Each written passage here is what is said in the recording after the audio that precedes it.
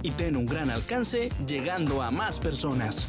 Contáctanos en nuestra fanpage hobbyfm.cl o ingresa a nuestro sitio web www.hobbyfm.cl o escríbenos por correo a hola@hobbyfm.cl.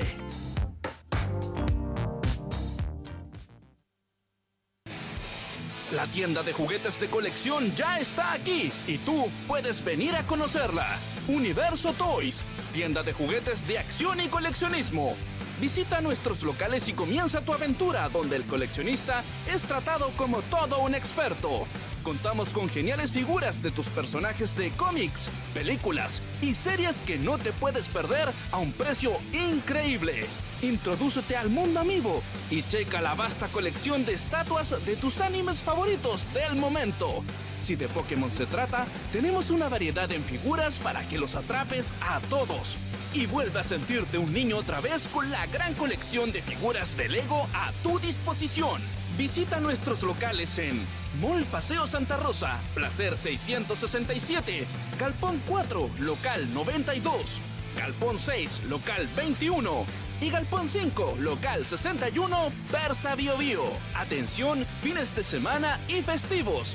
Haz tus consultas al fono +569 4578 2188 y visita la fanpage de Universo Toys para estar al tanto de todas las novedades. Universo Toys, tienda de juguetes de acción y coleccionismo. De los albores del espacio y tiempo. Estos monjes fanáticos transmiten sus oscuros rituales que hablan de cine, anime, cómics, libros, videojuegos tecnología y muchos temas que a un buen fanático pudiera interesar. cruzando dimensiones, llegan hasta tus oídos. sus locutores Jovito, Gaudí, De Lagún, bienvenidos a escuchar a los Monjes Fanáticos.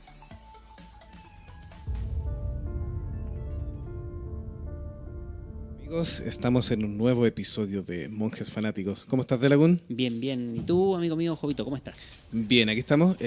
Hoy día volvemos al cine en este episodio.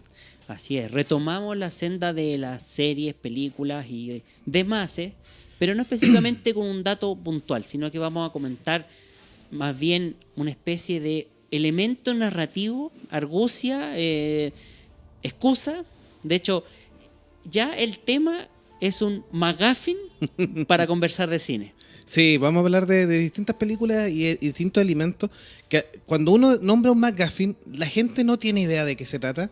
De hecho, hay algunos que nosotros tampoco sabíamos bien de qué se trataba y lo investigamos clarito para cuando te cuentan el ejemplo en la película, ahí como que... Y no solo se utilizan en las películas, sino que también en las novelas hay varios de estos elementos. Son elementos de los guiones para atrapar, engañar, cautivar al lector espectador. Así es. Antes de empezar con nuestro gran tema de el MacGuffin, o MacGuffin, como dicen por ahí, vamos a recordarle a nuestros amigos. La semana pasada tuvimos una transmisión en directo desde nuestra página, una pequeña prueba, transmisión, para aprovechar para seguir dando noticias y comentar, terminar este espacio de Mortal Kombat, y prometimos que íbamos a sortear este monito que tenemos en pantalla, un Funko de Raiden. Sí, son los que participaron hasta la semana pasada, así que no se preocupen, son los que participaron en los especiales de Mortal Kombat. Así que quédense hasta el final del programa para saber quién es el ganador de este Funko, que tendrá el honor de recibirlo ya sea en directo o aquí en directo en su casa. Depende de su ubicación geográfica. Exactamente. O tal vez que pueda venir acá al espacio y compartir con nosotros un programa de esto, así. Porque recuerden que este es un programa de fanáticos, hecho para ustedes que son fanáticos también y que nos escuchan. Todos estos elementos que vamos a conversar hoy día, para que los vean en detalle, están en www.monjesfanáticos.com, la página oficial de Monjes Fanáticos. Partamos para que no ampliemos el preámbulo. Claro. El término MacGuffin es una expresión acuñada por el gran director y cineasta Alfred Hitchcock, ¿sí? Que designa, como bien lo decías tú para introducir el tema, una excusa argumental que motiva a los personajes y al desarrollo de la historia. Puede ser una de las cosas o ambas, pero que carece de relevancia, y esa es como la gran gracia que tiene, en relevancia, no tiene relevancia en sí para la trama. O sea, lo puedes cambiar por cualquier otra cosa Sí, y funciona igual. Es una mera excusa para entrar a la historia principal. Por eso digo, este tema del McGuffin para nosotros es la excusa para hablar de cine. Cambiar el tema de los videojuegos, como estuvimos hace un par de semanas, al tema del cine, probablemente tal. Y tú, Jovito, investigaste la historia. ¿De dónde viene Sí, el término McGuffin? La palabra procede de una historia que se atribuye ahí a lo que contaba Alfred Hitchcock, que dice que van dos hombres en un tren y uno de ellos le dice al otro: ¿qué es ese paquete que está en el maletero que tienes sobre la cabeza? Y el otro le contesta: ah, eso es un McGuffin. ¿Un McGuffin? ¿Y eso qué es? ¿Qué es un McGuffin? Y el compañero de viaje le responde: un McGuffin es un aparato para cazar leones de Escocia. Pero si en Escocia no hay leones, les peta el primer hombre. Entonces eso de ahí no es un McGuffin, le responde el otro. ¿El león? Es una historia de lo más complicada. Y no El había elemento ahí lo que apunta es que el elemento te lleva a desarrollar la historia. Y en cierta forma te lleva a pensar que los dos tipos que están viajando van hacia Escocia, pero el elemento ahí es un elemento más de adorno, y que puede ser una motivación para otra cosa. Pueden ir arrancando de un robo, una persecución política, Claro. un traficante internacional, varios motivos. Y tenemos este elemento, el McGuffin, en varias películas. Si empezamos a rememorar las películas, ustedes van a decir: ah, eso es un McGuffin. Y tenemos, por ejemplo, el caso más clásico es de una película clásica, valga la redundancia, El Ciudadano Kane. Precisamente porque en la época de Hitchcock, que él fue el que más ocupó este recurso narrativo precisamente para darle pie a su Sí, para iniciar su historia y todo. También tenemos algunos ejemplos de Hitchcock, pero el primer caso Pero el fue caso El de Ciudadano Kane, claro. de Orson Welles, donde el protagonista, Rosebud, ejecuta una palabra antes de morir.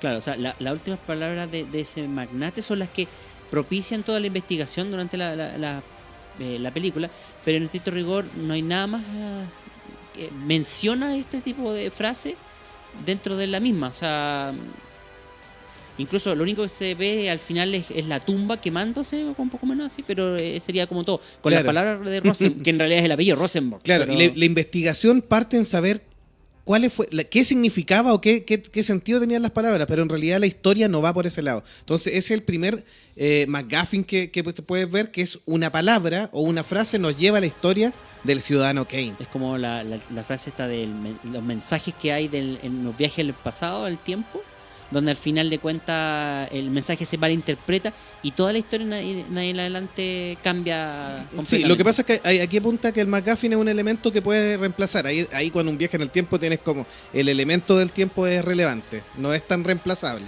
Mira, de hecho yo te voy a dar un ejemplo que no lo pusiste acá, pero yo creo que es más actual todavía y referente a los superhéroes.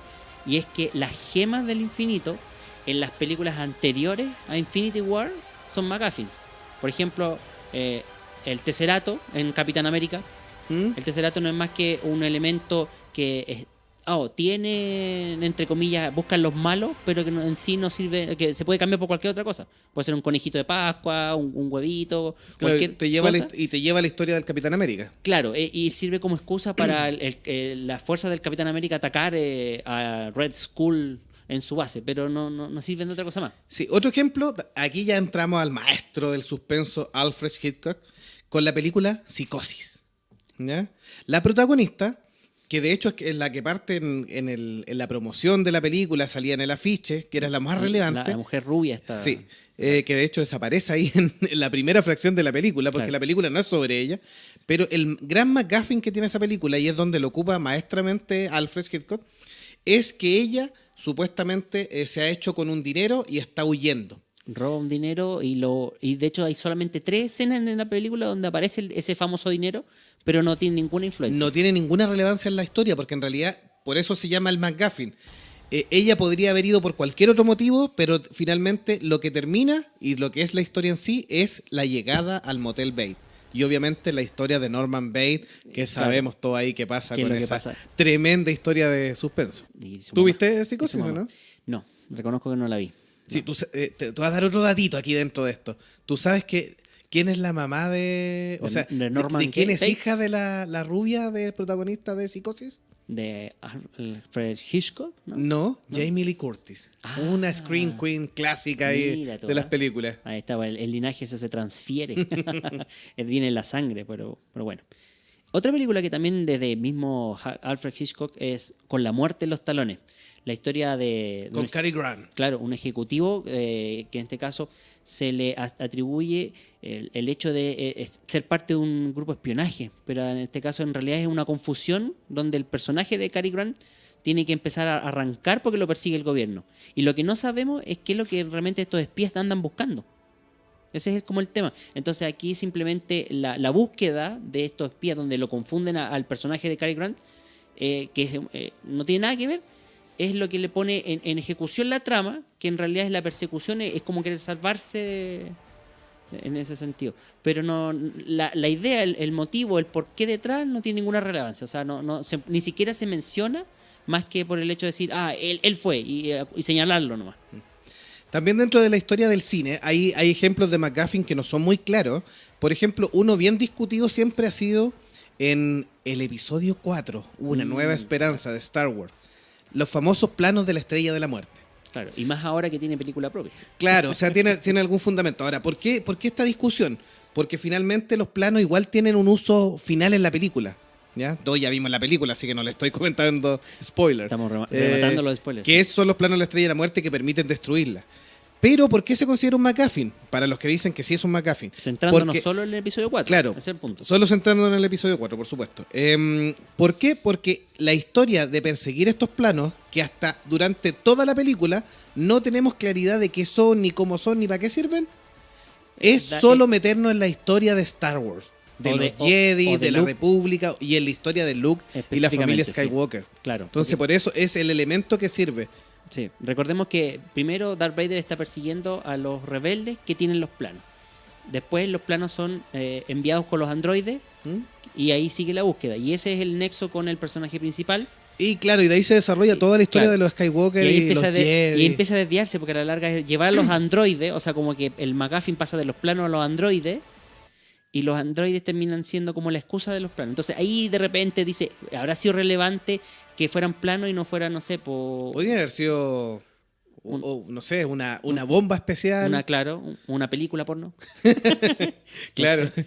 la porno de Palpatine. De Palpatine, claro. Algún dato, ¿cómo se llama esto? Un maletín, como en el de... Las fotos sadomasoquistas de Palpatine con Darth Vader. Quizás, la toga de Anakin antes de ser Darth Vader. Puede haber sido cualquier cosa. Entonces, lo que pasa es que después con Rogue One, donde tenemos toda una trama relacionada precisamente con los planos, son relevantes, sí. Ahí cambia el sentido. O sea, si lo tomamos desde ese punto de vista, metemos a Rogue One, que es mucho más nueva. En realidad, ahí la trama es cómo se roban los planos de la Estrella de la Muerte. Claro, ¿y por qué son importantes esos planos? Sí, lo explican todo, sí. Ahí está el tema. Entonces, Sí. la discusión. Y en otra película ya más de corte familiar, nuestra familia favorita de Springfield, Los Simpsons. Propiedad de Disney. Ahora, bueno, sabemos, Fox ahí trató de pegar sus palos de ciego. Sí. Tenemos el MacGuffin, el chancho araña. El puerco Potter. El puerco Potter. ¿Por qué? Porque el puerco es el que ocasiona el colapso de Springfield. Entonces nos lleva a la historia real, que es cómo la familia Simpson tiene que arrancar de Springfield, o sea, claro, y cómo la hace colapsar. Homero, pero podría haber sido, por ejemplo, una explosión de la planta nuclear. También puede haber sido. O una invasión extraterrestre. Una invasión extraterrestre. Codosicán. Claro. En una de las tantas veces. De hecho, el chancho o el Potter o porco araña desaparece. Desaparece ya de la mitad de la escena en adelante. Cuando ya tienen que huir, ya no aparece más. Sí, ya entonces, deja de ser relevante. Por eso calza perfecto con un MacGuffin. Claro, aunque algunos podrían decirle no, si tiene más relevancia, pero es que en estricto rigor los hechos se desencadenan por decisiones de Homero, no porque el chancho haya sido el gestor detrás de todo. También una película totalmente cómica que puede que no les guste, yo la tengo entre mis placeres culpables, es Socio o Dude, Where is my car? ¿Dónde está mi auto? ¿Dónde está mi auto? Mira. Donde el ¿Te MacGuffin... salió bien en inglés? Sí, me salió bonito. No me va a retar el señor... ¿Monje icónico? No, el señor Víctor Sandoval, que de repente nos escucha y nos corrige. También saludo para Víctor también, que nos corrige aportó mucho, inglés. nos corrige en los ingleses. Así que nos salió bien ahora. Dude, Where is my car? Ya muy bien. Lo aprovechamos de repetir. El MacGuffin es el auto mismo. Porque ellos pierden el auto y ahí parte toda la historia. Y en realidad la historia no es con el auto, en realidad es saber todo lo que les pasó y es una Obviamente una película súper estrafalaria y loca, pero entretenida. Y aquí me voy a salir de la pauta otra vez. No, un McGuffin no necesariamente es una cosa, puede ser un personaje. Y por ejemplo, para repetir, la película ¿Y qué pasó ayer? Donde en la primera tenemos que el McGuffin es el novio. Que se pierde, sí. El novio invita a todos sus amigos, mejores amigos, más el cuñado metiche, a la fiesta. Y de repente estos tipejos despiertan al otro día y se les perdió el novio. Y lo que tienen que hacer es recrear todos los eventos, porque no se acuerdan qué pasó, por eso se llama la película ¿Qué pasó ayer? O The Hangover. Hasta saber el paradero del novio, que no aparece hasta el final de la película. O sea, el novio es el McGuffin en este caso de la historia. Sí, otro ejemplo que tenemos está en la película de Pulp Fiction. Y aquí también nos comenta Felipe Tapia que, interesante, me doy cuenta que Tarantino usa ese recurso en varias películas. Así es. Tiene mucha En influencia de Reservoir Hitchcock. Dog o en la captura de los forajidos en Django. Sí, efectivamente, Tarantino es uno de los perfectos que utiliza. Como discípulo Sí. también de mucha influencia de Hitchcock. La parte de en su- suspenso, sí, en su- tributa al cine que le gusta. Exacto, Entonces, claro. de hecho, el ejemplo que traíamos era de Pulp Fiction. Hay un famoso maletín en Pulp Fiction donde el mismo Tarantino en algún minuto dijo, pensé en darle forma que inicialmente pudiera tener diamantes o algún elemento clave, pero en realidad el maletín mismo, que es el McGuffin de Pulp Fiction, no interesa qué tiene. No, La el historia es de contenido estos, es es de estos, irrelevante. claro, es de los protagonistas en realidad. Y en la misma película finalmente Tarantino descarta todas las menciones al contenido exacto del maletín y queda en la duda para que el espectador complete qué podría tener el maletín. Esa también es una gracia, o sea, vuelvo a repetir. La gracia para que sea un McGuffin es que sea irrelevante a la trama. No importa que esté o no esté, solamente aporta como gancho, así como una especie de pasamano para mantener la historia fluyendo. Y podría ser reemplazable por cualquier cosa. Por eso lo que dices tú del maletín, por ejemplo, el contenido pasa a segundo plano porque la historia es qué es lo que ocurre para conseguirlo. Sí, que le ocurre a estos tipos, a Travolta. Claro, pues. Y todo a Samuel L. Jackson. las historias que le pasan entre medio ahí a los imbéciles. Y las matanzas, pues a la larga hay toda una cadena de matanzas ahí entre medio justificables, en teoría, por el famoso maletín. Sí, los fanáticos también de la ciencia ficción en la parte de libro, se viene una serie de HBO que esperamos que sea muy buena, con este ejemplo, es la saga Fundación de Isaac Asimov, donde se habla de la gran enciclopedia galáctica o la enciclopedia universal que están creando para salvaguardar el conocimiento de la humanidad. Y en realidad es súper irrelevante la enciclopedia porque es muy poco útil y solo se es nombrada y da como un eje a la gran historia que es las fundaciones y las historias que se desarrollan Claro. con el desarrollo O galáctico. sea, Fundación se llama la novela porque en estricto rigor fundan en un planeta X que lo colonizan con el objetivo de crear la gran enciclopedia. Y ahí está el tema. Sí, y el McGuffin sería la enciclopedia, Exactamente. que nos lleva a la historia de Porque todos al estos final de planetas cuentas, claro, cuentan esa historia de que se funda ahí por producto de la enciclopedia, pero en estricto rigor la trama gira en torno a los problemas políticos que hay a raíz de este sistema que se genera en este planeta. Y si solo creen que también pasa por películas cabezonas o más de autor, tenemos en Dragon Ball un ejemplo de McGuffin, El propio nombre, Dragon Ball. las esferas del dragón. ¿Por qué se llama Dragon Ball? Al principio son un poco más relevantes, pero después son solo una excusa para contarnos la historia de Goku y de las peleas que tiene este Super Saiyajin, Claro, en el Super mejor- Tallarín. En el Super Tallarín. A lo mejor de los casos funciona para arreglar un par de cosas que quedaron. Por ejemplo, las N veces que muere Krillin. Sirve para eso. Pero Ya- es más que nada la Yamcha, excusa. Tenshinhan, Yamcha, Tenshinhan, Vegeta. Namekusei, etcétera, etcétera. Y así nombramos una larga lista. Sí, pero, Pero las esferas la- del dragón son unos para eso McGuffin, sirven. sí. Para eso sirven. Y el resto de la historia es la biografía de Goku y su familia y sus amigos. Sí, en la serie de X-Files, Expediente Secreto X, también se considera que los extraterrestres mismos o qué quería ocultar el gobierno es un McGuffin de la serie, que nos lleva a todas las historias paranormales, nos lleva a todos los casos raros que investiga Fox con Scully, pero finalmente, ¿qué quería tapar el gobierno exactamente? Llega a ser un McGuffin, es solo una excusa para entrar a la historia. Hasta los extraterrestres podrían ser un McGuffin ahí. Pero Sí. dependiendo del capítulo, eso está claro. De hecho, en How I Met Your Mother, o mejor conocido como Cómo conocí a tu madre, una historia que es, a juicio de varios, una especie de copia de Friends o una versión actualizada de Friends, ahí ¿Y por qué digo eso? La menciono, la comparación. Porque precisamente el McGuffin que utiliza esta serie, Cómo conocí a tu madre, es el hecho de no saber de la madre de los o la esposa de Ted Mosby hasta el final de la penúltima temporada. Sí, finalmente la mamá es el McGuffin Claro. y solo es la excusa para Y contarte solo- la historia de los amigos. Claro, y el estricto rigor es para contar la historia, las vivencias, lo que pasó, lo que no pasó, y que en el último, la última temporada en realidad se ve una vuelta absurda, que perfectamente como Friends funcionaría mejor y no sería tan chocante. Así que ahí ya tenemos varios ejemplos de McGuffin, es un elemento entretenido a ocupar. Claro, y de hecho como se utiliza también te sirve incluso como comodín. Sí, A es mí- como una antesala para entrar a la historia de verdad. Claro, y de hecho yo le comentaba a un amigo que ojalá no esté escuchando, ahí un saludo a Francisco, le comentaba yo que este tema del McGuffin, por ejemplo, trasciende incluso de distintas novelas. Pasa, por ejemplo, en El Señor de los Anillos, donde tenemos el anillo único como un McGuffin, donde primero se utiliza en El Hobbit. ¿Por qué? El Hobbit, recuerden, Bilbo Bolsón adquiere el anillo único dentro de una historia que no tiene nada que ver ni con Sauron, ni con el anillo único en sí, pero este McGuffin después se convertiría en un poco más relevante, entre comillas, pero seguiría siendo la excusa para un viaje en la novela del Señor de los Anillos, precisamente, en la historia del Señor de los Anillos, en las películas, ya que a la larga sirve de excusa ¿para qué? Para propiciar el viaje de Frodo, el heredero de este anillo, para propiciar la salida de la comunidad, porque en estricto rigor cuando se reúnen todos dicen, pero este anillo es invencible, destruyámoslo, ¡pum! Y no, es indestructible también.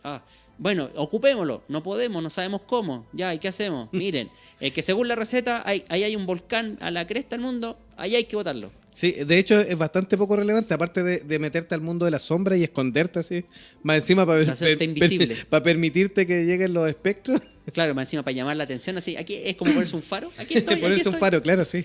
Esa sería la excusa para ciertos elementos de la trama, en las películas sobre todo, y en el libro también, por supuesto.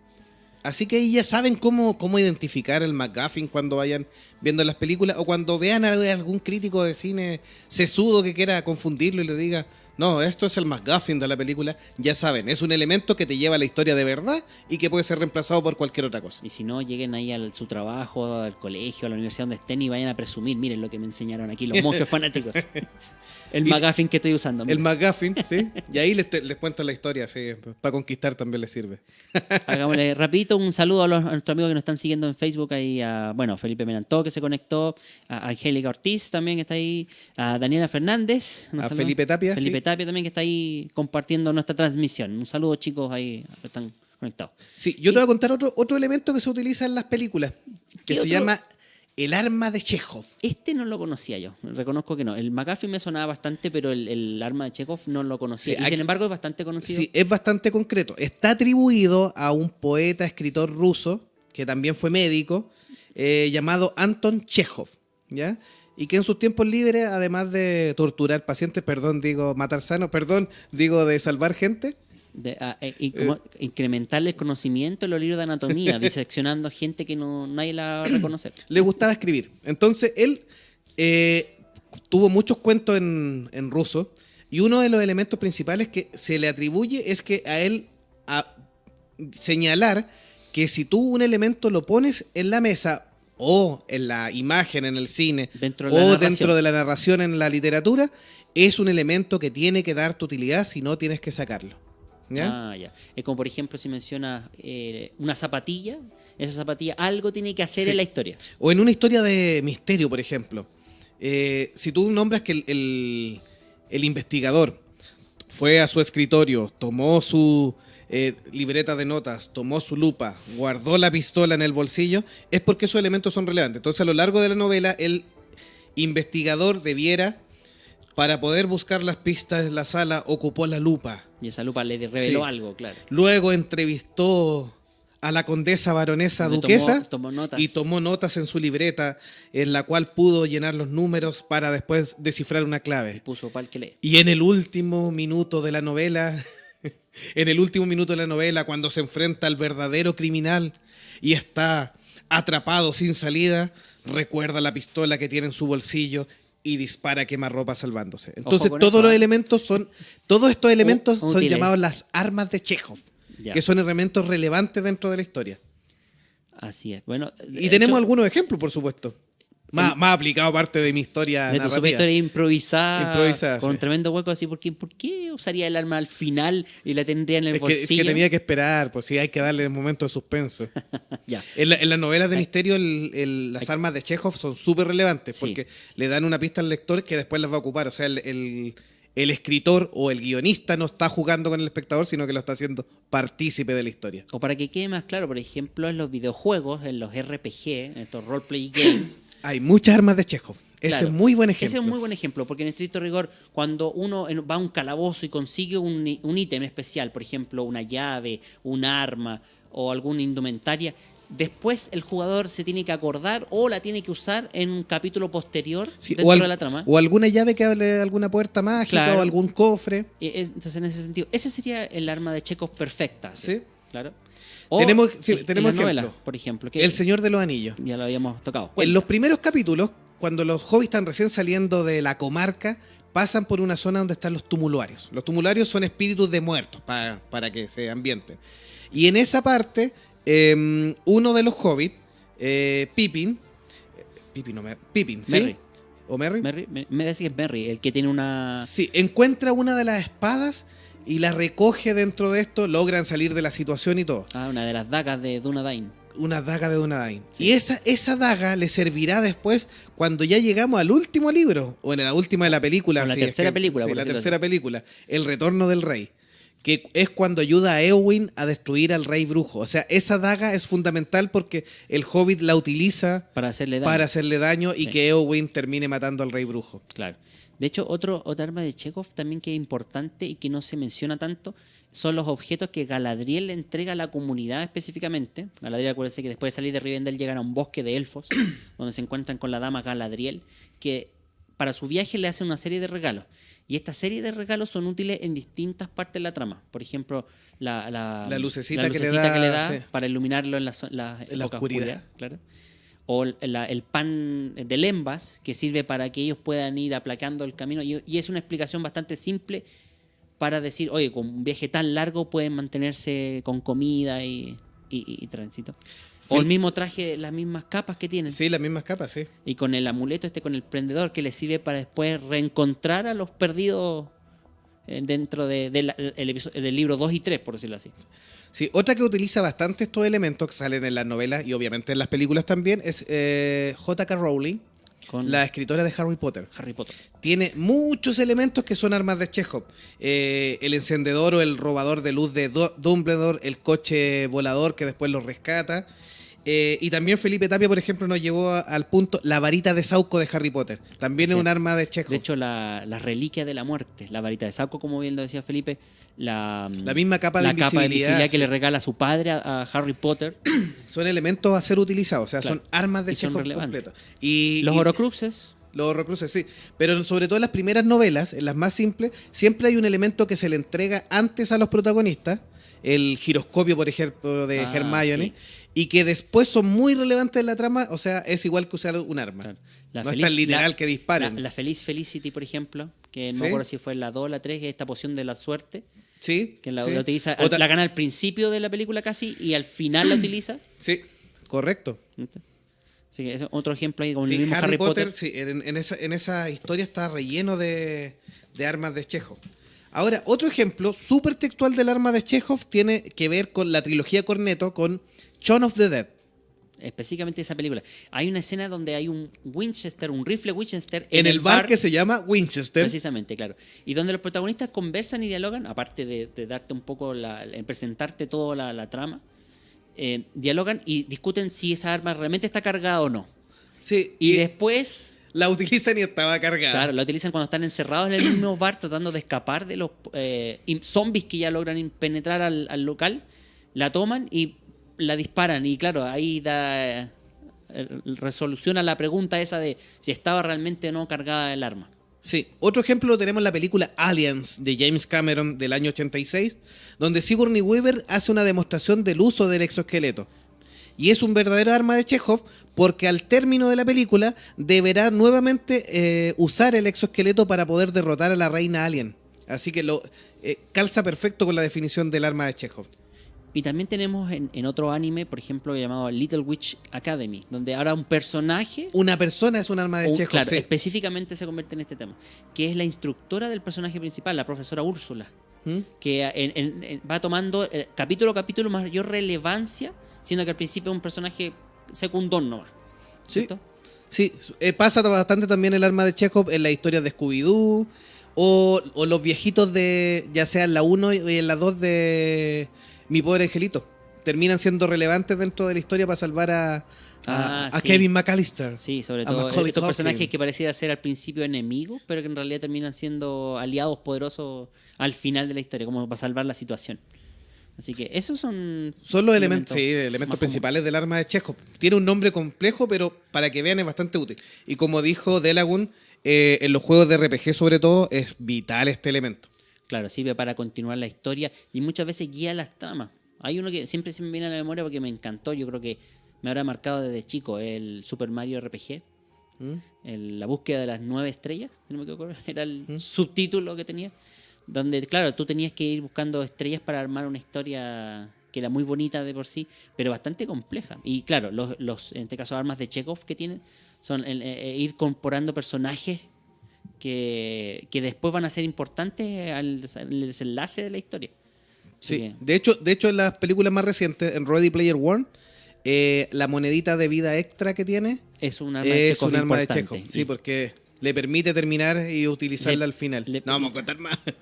Claro, la pasa Hay que, algunos que a lo mejor no la han visto. En la película es una monedita, pero en el libro es otra cosa. Sí, pero es similar el uso. Pero sí. el uso es el mismo, sí. Tiene el mismo sistema. Y vamos a hablar finalmente de otro recurso cinematográfico, Sí, esto la mayoría de la gente lo odia. porque en realidad te tiende a echar a perder la historia. Sí. Sí, es verdad. Ti- Aunque tiene si se dos usa usos. bien, si se usa bien, Si se usa bien puede ser llamativo o puede dejarla así como contento al espectador. Ahora, espérate.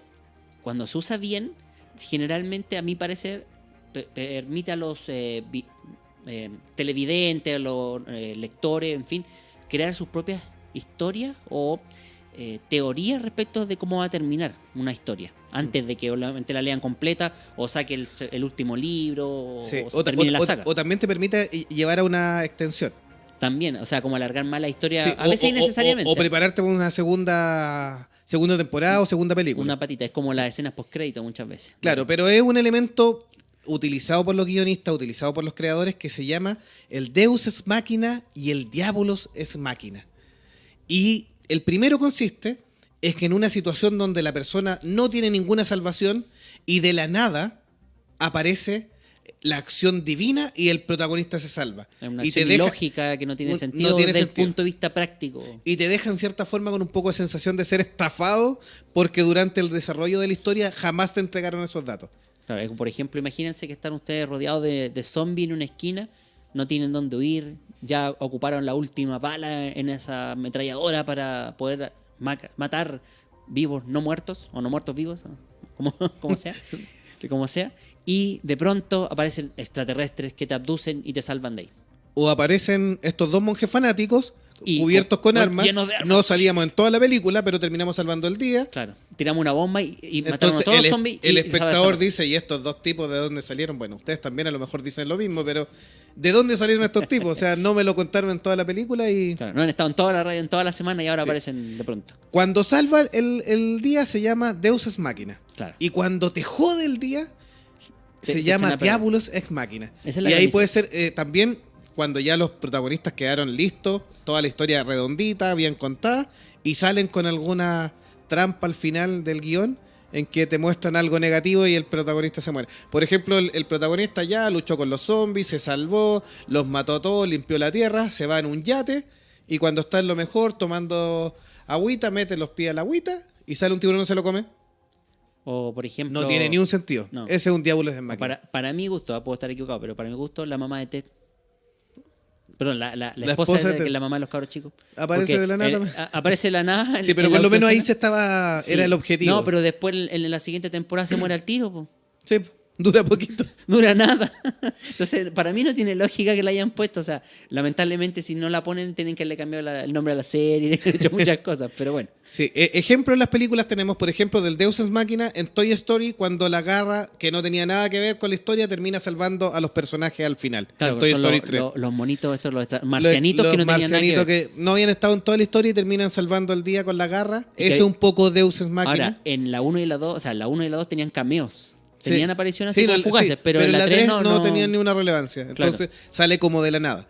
Y también, por ejemplo, muy cercano al ejemplo que dio Delagun, La vida de Brian de Monty Python, que son muy famosos cómicos, es que es una historia sátira de Jesucristo. También el personaje, cuando va cayendo, es abducido por unos extraterrestres y se salva. Y Mira, ahí terminó. Mira tú. Y no salieron de Mira nada. tú. Monty Python, vamos a hablar, ¿ah? Vamos a hablar con el... Y en Diabolos en Máquina tenemos, por ejemplo, La Laguna Azul, donde los protagonistas ya habían logrado hacer qué el barquito, sufrido eso. iban con el niño, iban esto y lo otro, y ya parecía que se lograban salvar, pero no, la vida los controla y ahí hacen que se tomen los frutos venenosos y mueren. Yo hace tiempo... Y termina la Hace historia. tiempo he Bueno, se visto- salva el niño, pero... Se salva el cabro chico, sí. Había visto La Laguna Azul y claro, la encontraba re triste. Pero ¿sabéis de lo que me acordé a raíz de ese mismo tema? De las teleseries mexicanas.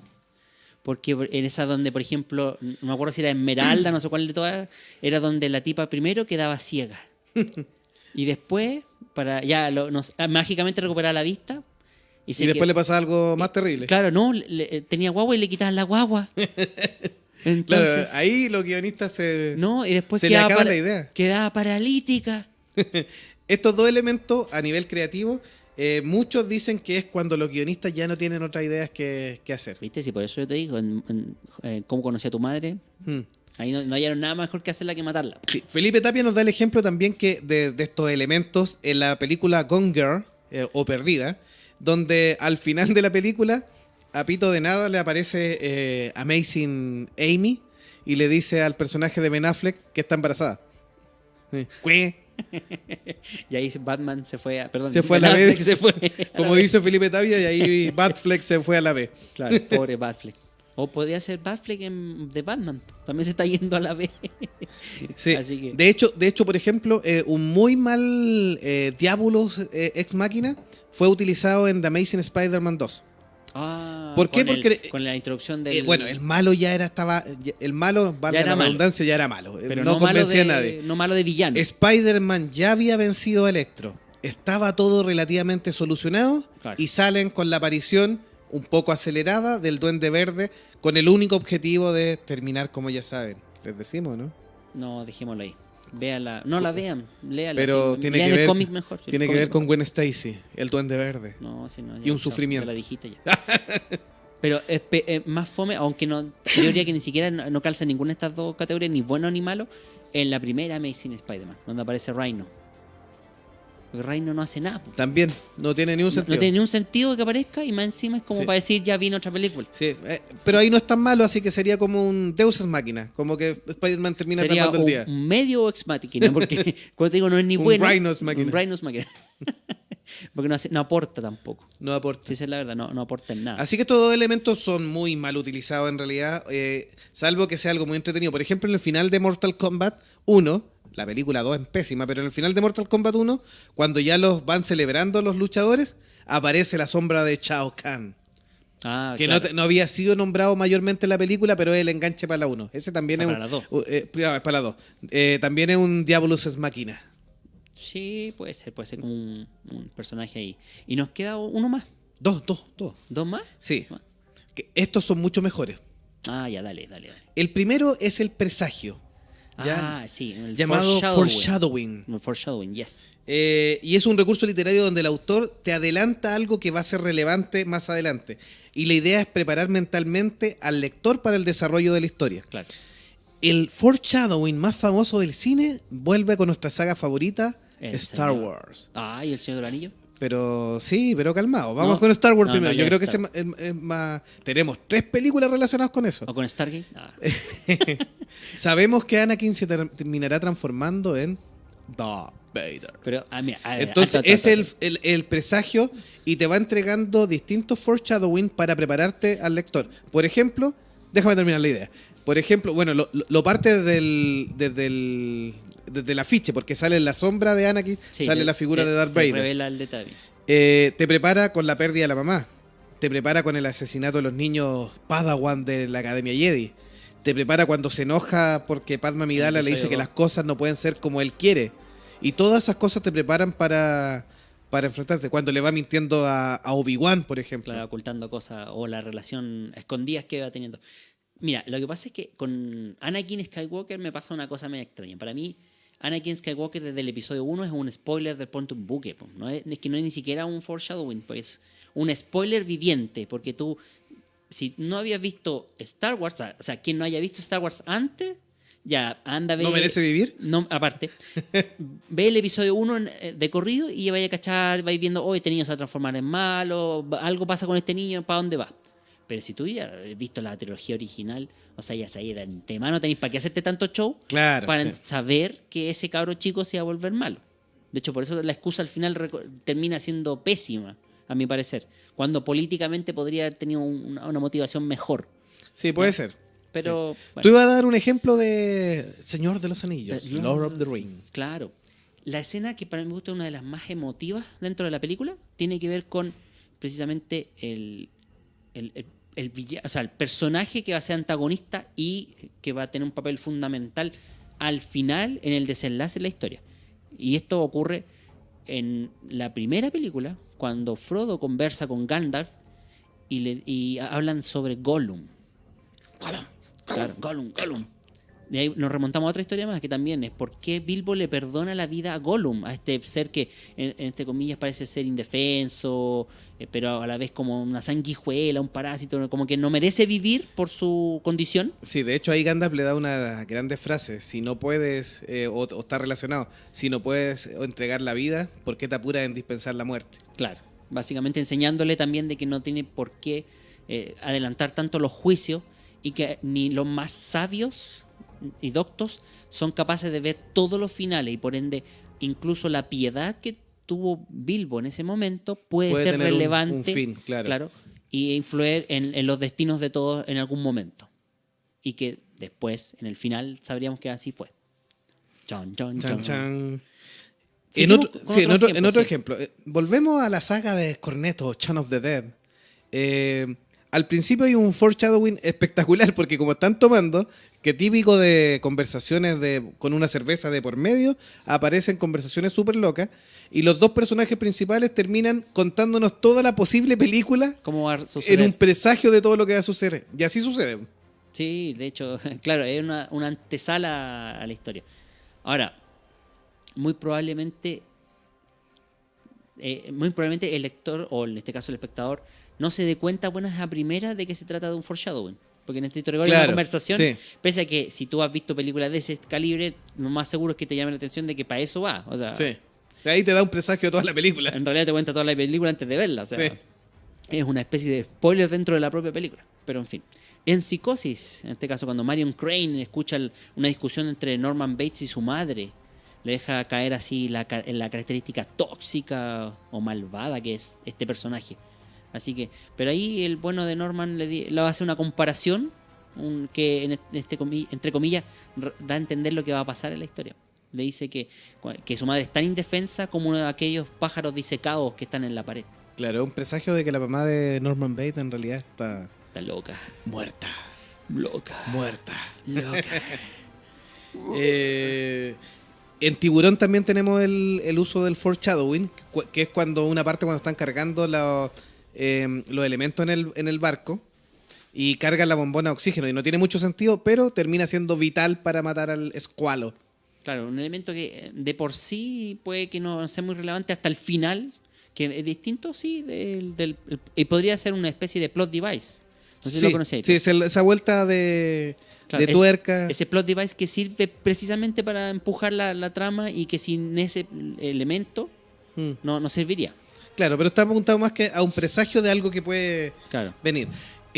Uno de los últimos también foreshadowing que tienen las películas fue en Star Trek, en la oscuridad.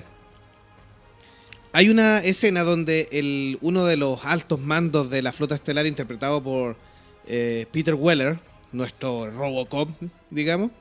Tum, Se tum, tum. se pasea por Todos delante. dicen que volvería. ¿Eh? Sí, dicen Está- que va a salir en la nueva. Podría Sí, buen salir en la dato. nueva- Puede ser, que será como Robocop. No creo. O como mentor de Murphy, puede ser. Quizá. Mm. Veamos. Tiene varias aristas ahí.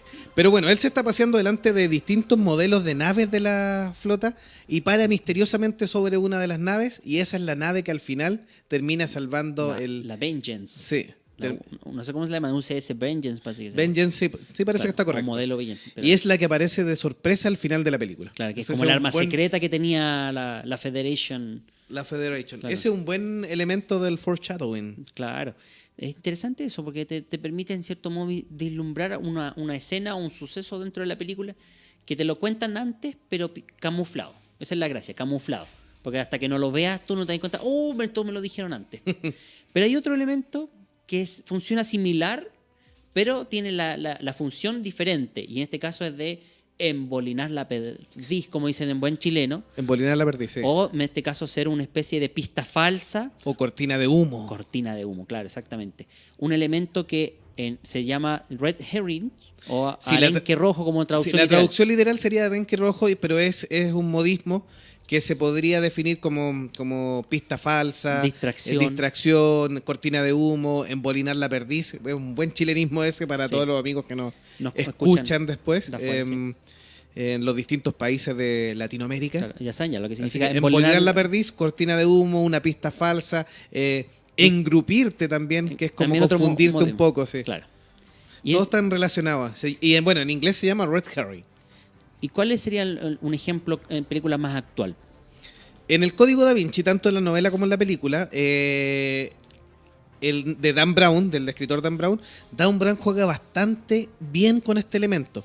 El red herring, la idea es confundirte para que el Tú espectador o el lector después algo. se sorprenda y diga, caí en todas las trampas, Claro. en todas las trampas que me puso el escritor o el guionista. De hecho, pasa mucho, por ejemplo, con confundir el villano a la historia. Tú Sí, crees en las que es tal películas- persona. En las películas de misterio pasa bastante, Sí, sí. tú crees que es tal persona porque te dan pistas, porque los indicios apuntan a que esa persona está relacionada con los hechos y resulta que no es. Sí.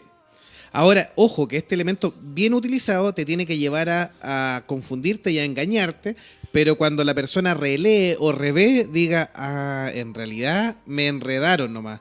Pero está claro cuál es O sea, como tú bien podías utilizado eso. sacar las pistas y en realidad Sí, entender que y, no, y de no fue sacar así. cuáles son las pistas falsas y todo. En el caso del Código Da Vinci, durante gran parte de la trama del libro y de la película, uno cree que el culpable de todos estos problemas o estos enredos es el obispo Aringarosa. Claro, porque está relacionado con que la iglesia persigue, en este caso, al elemento vital, al heredero. Claro, pero finalmente es utilizado para camuflar al verdadero villano de la cinta. Que es el que está detrás de todo y que financia finalmente y que es más cercano que a propio amigo del protagonista. Claro, es una película que ya lleva su tiempo, así que vamos a decir, bueno, el personaje interpretado por el actor Ian McKellen Sí, es el verdadero villano y siempre desconfiamos del pobre Alfred Molina. Que era Por ser era latino, no. No, porque es el que parece Por favor, verdadero no. culpable. Más encima él parece que le diera las instrucciones al malo, a Silas, A o Silas, Silas, claro, interpretado por Paul Bettany. Este monje que no tiene nada que ver con No nosotros. tiene que ver con nosotros porque ese se castiga y se pega el pobre. Nosotros Además no somos que sadomasoquistas. es clarito, A menos por es plata, albino no. y todo así que. No, depende, no, ni por Pero plata. todo el rato la novela y la película te tratan de engañar con que Aringarosa es el culpable. De hecho, la gran clave de Dan Brown es que además Aringarosa, si es tomado del italiano, es muy parecido, se puede traducir similar a arenque rojo o red herring. Ah, mira. Es un juego de palabras ahí Tiene su utilizado del pequeño italiano. foreshadowing también metido, ¿ah? Claro, o sea, si sabía ahí italiano De antiguo, hablar italiano, ya. de los Medici, de Florencia. Ya, ponele. Otro, en este caso, arenque rojo o distractor, es Que yo lo- precisamente. Que yo lo encuentro fabuloso. Y en realidad, cuando vimos es la cuarta película, no estoy seguro, perdónenme los fanáticos de Harry Potter. Ahí sí no me acuerdo si es en El Príncipe En El Príncipe Mestizo. Mestizo. Ahí Pero es donde te- sabemos la verdad, Pero no totalmente. hasta cierto punto. Ahí igual todavía te queda cierta duda y se complementa en la segunda parte de las Reliquias de la Muerte. Claro, entiendo yo que en el libro está mucho más claro quién es el príncipe mestizo y hablamos de este personaje que precisamente es el distractor, el profesor Snape, Severus Snape. ¿Y por qué es un red herring tan bien utilizado? Porque lo utiliza a lo largo de toda una saga, no es solo una película Exacto. o solo un libro. O sea, ya en el primer libro te da la sensación de que fuera el antagonista de Harry Potter. Sí, de hecho. Más allá de que fuera el villano. Sobre todo en de el la historia. primero, donde tenemos al profesor Quirrell y Snape siempre el malo y Quirrell el tontito. Ahí Claro. y era el verdadero malo de la piedra filosofal. Sí. Entonces ahí ya es utilizado. Y toda la saga te hacen creer que Snape Está en contra. que es tiene malvado odio, y todo. sí. Y que tiene odio y en realidad cuidó a Harry a su manera y también O sea, camuflándose como un doble espía. Y cumplió la promesa que le hizo a su madre. Sí, él Sí, también a era Lily Potter. a Lily Potter, porque también la amaba. Oh, gran Oh, novela. te contaste todo. Pero bueno, tienen No, que haber leído, no, visto sí, Harry Potter. Me conté solo la historia de Snape, ¿no? No contamos a Dumbledore, a Sí. Dumbledore. Y está muy bien llevado porque hasta el final prácticamente no sabes No, en concreto. De hecho, El- tampoco sabes, oye, ¿lo revelo o no lo revelo? ¿Qué es lo que hace Dale nomás, sí. a quien mata a Es con Severus spoiler. Snape? Es con spoiler. Que dale creíamos nomás. que era cierto personaje y no lo fue tampoco. Sí, dale nomás. Cuando vemos que Dumbledore es asesinado y muchos creen que Dumbledore. fue Malfoy quien asesina y en realidad fue Severus Snape. Claro, para salvar a Malfoy también, porque Pero, claro. es lo que le pide el Dumbledore se sí. lo pide. Le pide a Dumbledore que él sea... Y por otra razón más, porque también tiene que ver con el final de Harry Potter. Sí, La varita de Sauco. la varita de Sauco. Así es. No, y además que Albus ya estaba contaminado. Él creía que iba a morir porque cuando tocó uno de los Horrocruxes quedó pseudo envenenado. Sí, sí. Y con eso terminó salvando el alma de Malfoy también. Pero la parte más rebuscada, como te digo, fue el tema de la varita. Porque si no fuera por eso, la varita de Sauco hubiese sido efectiva en manos de tú sabes quién, Del innombrable del innombrable. Lord Voldemort. Claro. Y como resulta que él se la quitó a... o sea, fue Harry Potter el que desarmó a Snape, se convirtió en poseedor y dueño de la varita de Sauco. Cuando en realidad el que la estaba usando era el maloso. Pero bueno, volvamos a... Esto no es Al de Harry Red Potter, Herring, esto sí, es al Red Herring. solamente... Este es un elemento súper entretenido para Sí. que lo vean después en las películas. En la película, por ejemplo, 12 monos, con el aviso inicial que parte que nosotros lo hicimos del ejército de los 12 monos, Qué buena. todo el mundo le echa la culpa que ellos fueron los responsables de la Ellos- catástrofe ellos en crearon el futuro. la epidemia de alguna forma, sí. Y no tenía nada que ver en realidad. O sea, es lo que te digo yo, es como el mensaje que se da a medias y Mm. por ende tú lo puedes malinterpretar y termina siendo cualquier cosa menos lo que tú quieres. Sí, ahí tu apreciación del viaje en el tiempo, la mala interpretación, genera también un posible red herring. Sí, de hecho hay una serie también que tiene que ver con esto, que la tomaron como 12 monos, como para tratar de expandir la trama de los 12 monos. De la película. Pero no me gustó tanto porque en realidad creo que la película está bien cerradita. Sí, la serie está en Netflix, por si Sí, acaso, por para si los acaso para que fanáticos. la vean. Así que, Otro ejemplo que tengo, es uno de mis libros favoritos y una de mis películas favoritas, es la versión de Alfonso Cuarón, Grandes Esperanzas, donde el protagonista Pip, él mismo se autoengaña y por ende autoengaña también al principio al lector y al espectador, creyendo que es la señora Havisham quien lo rescata de la pobreza y le financia sus estudios bueno, en la novela como de caballero para volverse un señor y en la película de Cuarón le financia los estudios de arte para que él pueda llegar a exponer y ser un miembro. ¿Por qué? ¿Y por qué todos nos engañamos? Porque obviamente la señora Havisham era una mujer adinerada y todo que tiene que ver con toda su relación de Pip con Stella en la película. ya, mira, Pero finalmente es donde conoce y el verdadero responsable de sacar a Pip de la miseria es un reo que él al principio de la película, bueno, y en el libro también sale, pero al principio de la película, interpretado por Robert De Niro, él lo ayuda. Entonces el presidiario se mantuvo vivo gracias a la ayuda de Pip y en retribución lo saca de la pobreza y en el libro algo similar. Ambientado obviamente como una novela de Dickens, obviamente ambientado en esos años y la película una versión más actualizada, Claro. con Ethan Hawke y Gwyneth Paltrow. Claro. Ahora, te pregunto, esto como un examen, a ver si podemos dilucidar qué sería este personaje que a mí me trajo a colación. Y esto para terminar. El personaje para mi gusto más subvencionado de una saga, en este caso Star Wars, es Boba Fett. ¿Qué sería?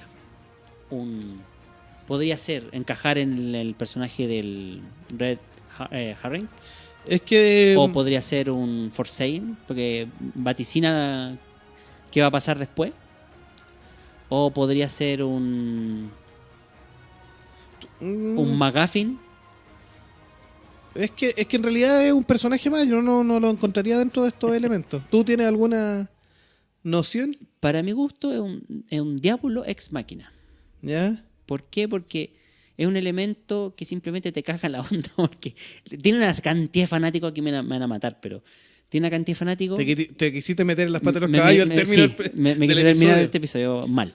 Y en estricto rigor, o sea, Cuando los fanáticos nos escuchen después en Spotify, guarden para matarlo y quemarlo vivo. no, ya sabía, aquí en Hobby FM, aquí en Inés Palmas, vamos a estar.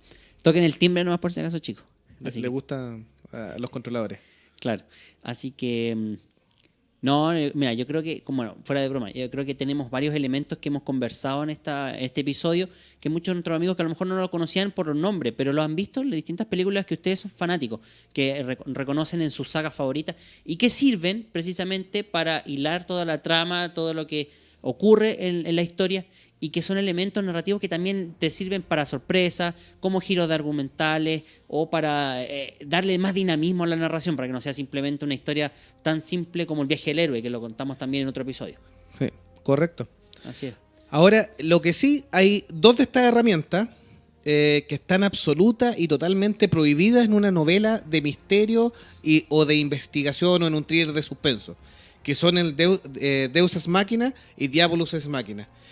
Salir con un elemento ilógico y de la nada, ya sea para bien o para mal, está totalmente prohibido en una novela de misterio porque rompe las leyes de la novela de misterio, que es que el lector tenga todos los datos para poder saber cuál es la verdadera causa de la investigación, el verdadero asesinato, el verdadero motivo de una muerte, etc.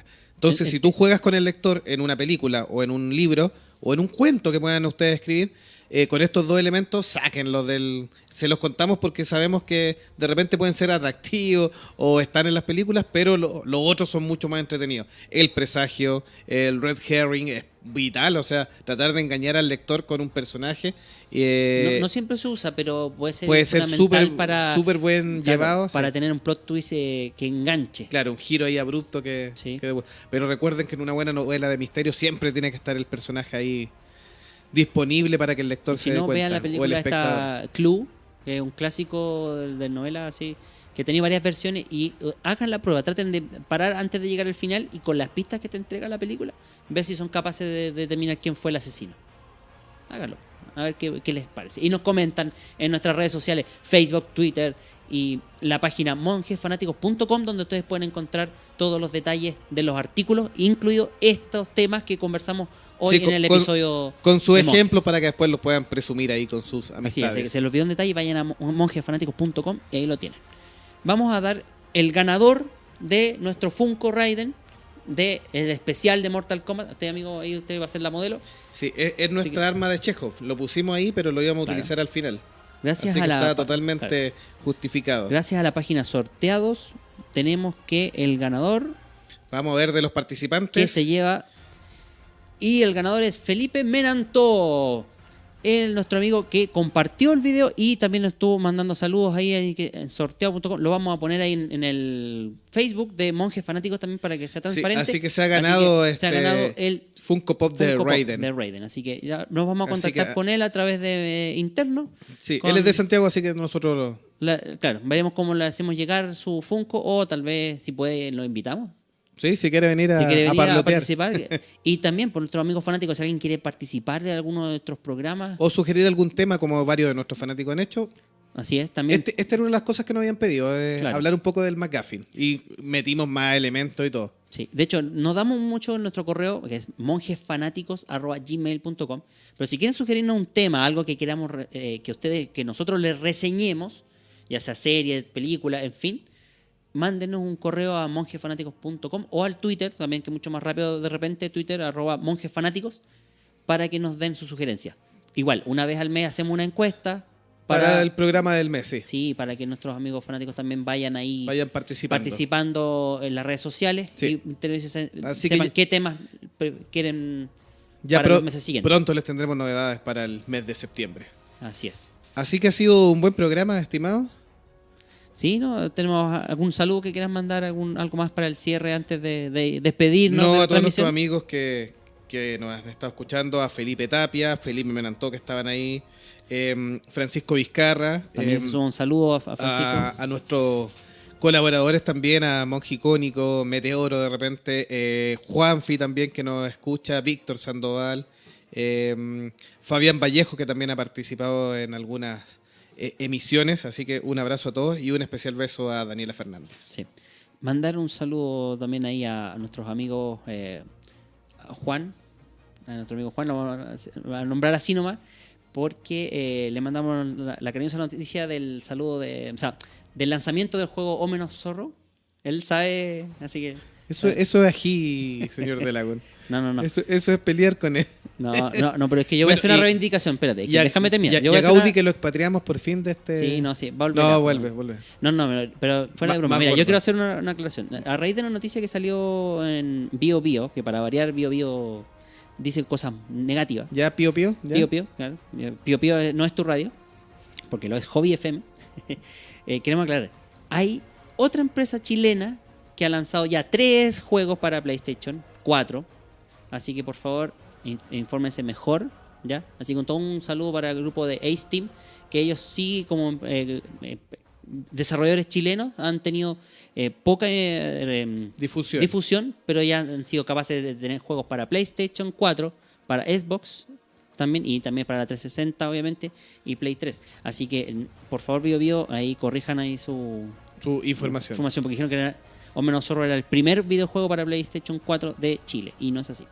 Así que bueno, un saludo, amigo Sí, mío. un abrazo, ha sido un gran programa. Así que, y recuerden que todos nuestros episodios están disponibles en monjesfanáticos.com, en Spreaker, Spotify, YouTube y Facebook. Así es. Y un saludo para toda la gente que está en casa y que nos está esperando. Y listo, sería todo. Hasta una próxima oportunidad. Hasta la siguiente oportunidad. Nos estamos despidiendo. Adiós, hasta luego. Chao, chao.